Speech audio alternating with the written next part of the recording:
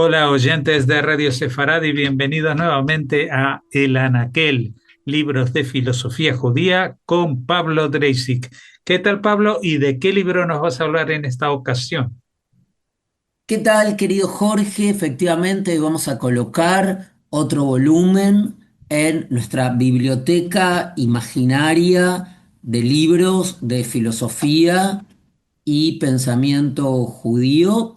Y hoy vamos a colocar un libro muy interesante porque es un libro que realmente abre un dominio, digamos, que, que hace una intervención en un dominio del pensamiento judío que ya existía como dominio, que es el del pensamiento, digamos, de los conversos, de los marranos, de los neocristianos, que es como elige este libro denominarlo, o sea, los nuevos cristianos, neocristianos, la etnia neocristiana, así lo llama nuestro autor, y el libro en español, digamos, sería extranjeros por dentro.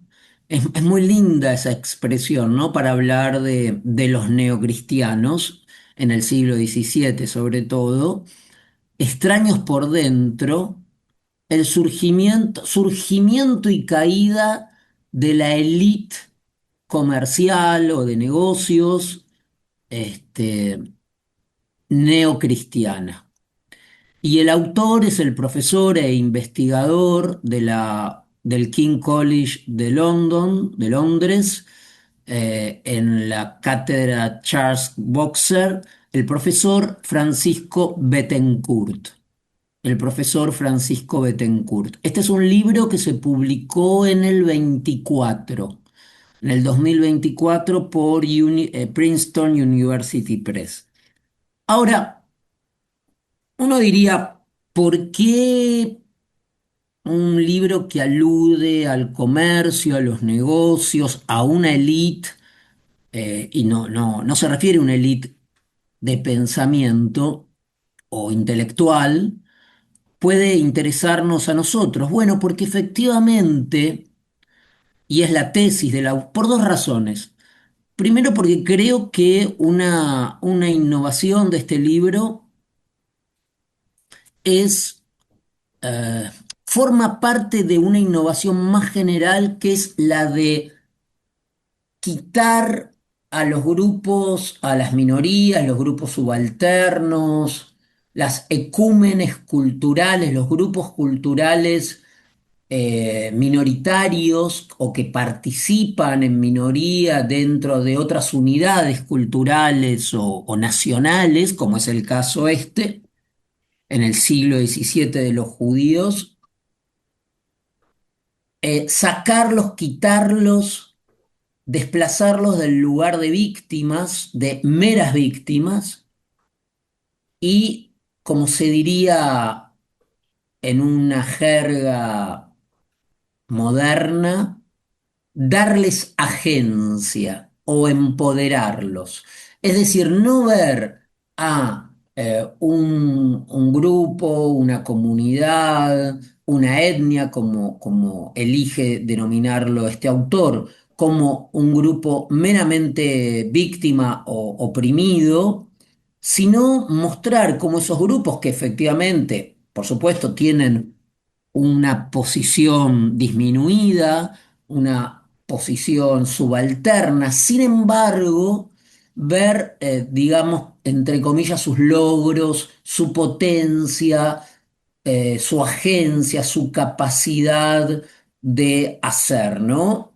Su potencia de obrar. Y en este sentido, lo que describe primero, porque es una descripción, ¿no? Un recorte, eh, se trata de un grupo, de una élite, elige llamarlo el autor, de nuevos cristianos, producto sobre todo de las conversiones forzadas, acompañadas de pogroms o revueltas, con actos de violencia destinados a la conversión de los judíos al cristianismo.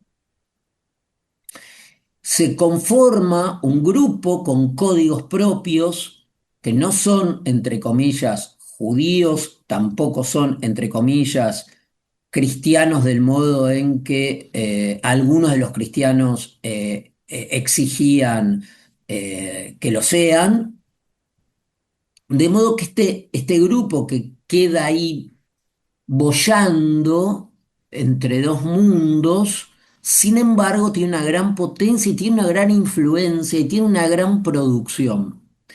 Y sobre todo, el libro muestra muy bien que esta potencia también se expresa como presiones justamente para salvar, para salvar coetáneos y otros neocristianos de la Inquisición, y esto a través de presiones a veces importantes con papas, con príncipes, etcétera, etcétera. O sea que tuvieron una influencia política importante estos neocristianos.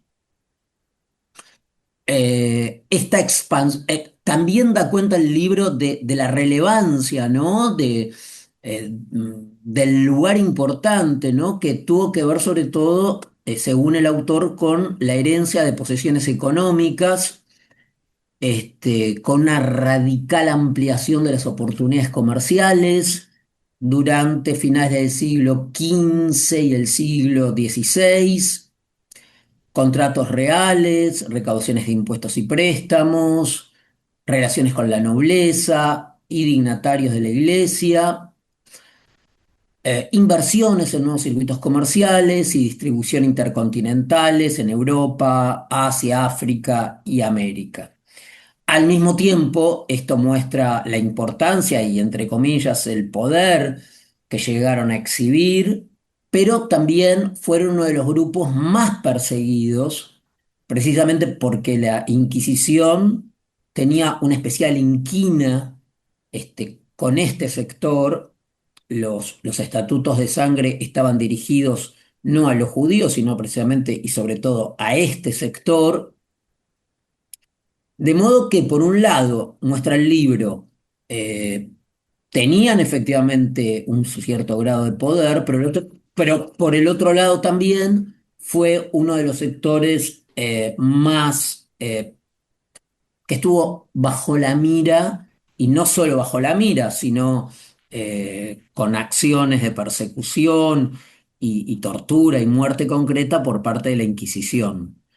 Pero ¿por qué decía, además de recortar con mucha claridad, ¿no? Este campo, ¿por qué nos interesa a nosotros? Porque precisamente para Bettencourt, eh, este sector es imposible entender a, por ejemplo, a Teresa de Ávila, por dar un ejemplo, o entender a Bartolomé de las Casas o entender al propio Spinoza, si no se entiende esta sensibilidad conformada por una concreta ecúmene o grupo cultural, ¿no? Voy a dar un ejemplo. En el caso de Bartolomé de las Casas, ¿no? Acá se trata de una profunda empatía ética de parte de Bartolomé, ¿no?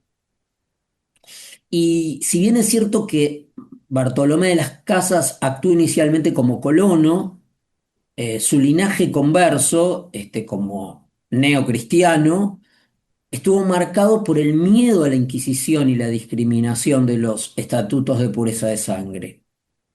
Es decir, esta memoria colectiva del sufrimiento familiar le facilitó que las casas identificara a los indígenas americanos no como seres inferiores, sino como víctimas de un sistema cruel e injusto, trazando entonces un paralelismo entre la opresión sufrida por su propia etnia en la península ibérica con las víctimas de la colonización.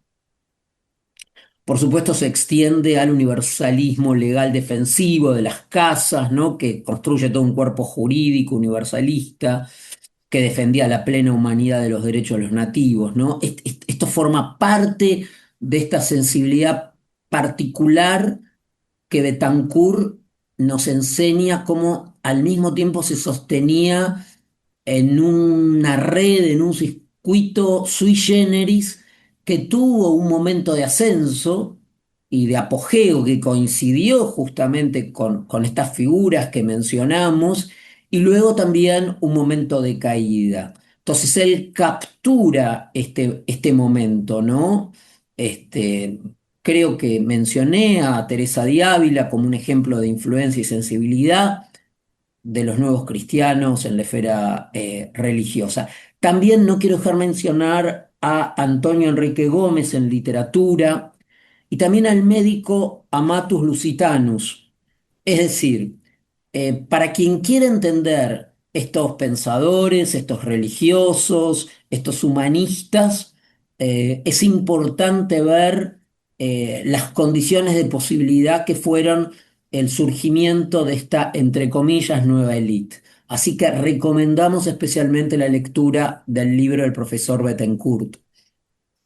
Y nosotros recogemos esa invitación a enriquecer nuestro conocimiento y también te invitamos a volver a contactar la semana que viene para seguir poblando este anaquel de libros de recomendaciones de Pablo Dreisig. Muchas gracias y hasta la próxima.